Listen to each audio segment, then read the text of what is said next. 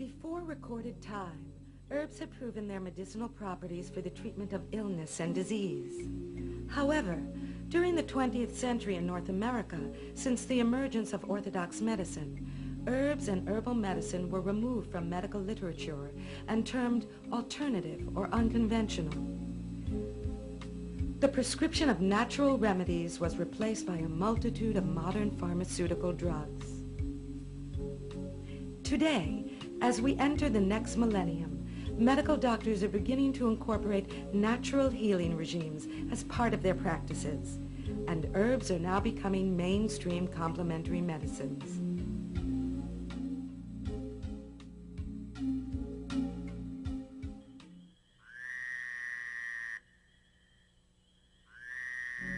From the earliest times, ancient chimpanzees were known to have been able to select medicinal herbs for the treatment of disease. Evidence of early mind-body medicine was seen to be practiced by many ancient tribes. Magic, religion, and medicine were all one to these primitive cultures. Spirits could reside in the surrounding objects. Elements of nature and spirits could interfere in life for good and evil and therefore cause disease. These beliefs were extremely widespread. The earliest recorded medical records are the Cahun Medical Papyrus, the oldest ever translated, dating back to 1900 BC. Hippocrates may have been the first naturopathic doctor, for he utilized simple natural remedies such as vinegar, honey, herbs, and hydrotherapy in healing. He emphasized prevention and healthy living. The work that is of the greatest interest to modern herbal medicine today is Dyerbach's The Medicine of Hippocrates. All of the 257 drugs mentioned in this work are listed in modern pharmacology textbooks. Only 27 are not listed as medicinal plants today, some of which are now considered foods. During the Renaissance, several schools of medicine which contributed substantially to the progression of herbalism flourished. People on their mantelpiece over the fire, the two most important books that they had in the Renaissance and in the Middle Ages, the herbal and the Bible. Those were the two most important things because everybody had to be their own practitioner, their own doctor, their own physician. In the last century, the primary medicines used by all branches of medicine were herbs. So you had the regular doctors who are now orthodox medicine. They were using herbs.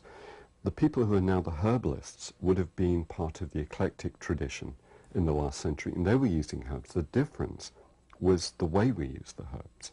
So the pharmacopoeias of modern medicine still have herbs in them. And if you go back to books written just before, just after the First World War, they were 90% herbal. So the use of herbs is normal, it's mainstream. The belief system and the philosophical system with which they're used and the philosophical approach to health and wholeness, that's what really is the difference. In this country, when European physicians came over, eventually there was a mixing and matching between the clinical skills of the day with the folk medicine of the people who were immigrating and a little bit of wisdom that was gained from the Native Americans when Europeans were willing to ask them. So a very unique blend happened in this country, so that by the end of the last century there was a school of herbal physicians who were MDs called eclectic physicians who were way in advance of anything being done in the West today in terms of phytotherapy. Most European professional herbalists relate to the writings of the eclectic physicians. Their medical theory was 19th century, but their understanding of herbs and holistic approaches, even though they didn't use those terms, was is so relevant for today. Unfortunately, that they were the schools that were suppressed in the 20s. They were the very successful competition to the AMA. And as such, when the drug companies started making their massive profits in between the First and Second World War, they were the first to go. And we're just rediscovering their writings. Well, the writings were never got rid of. It's just that we're just remembering they did those writings.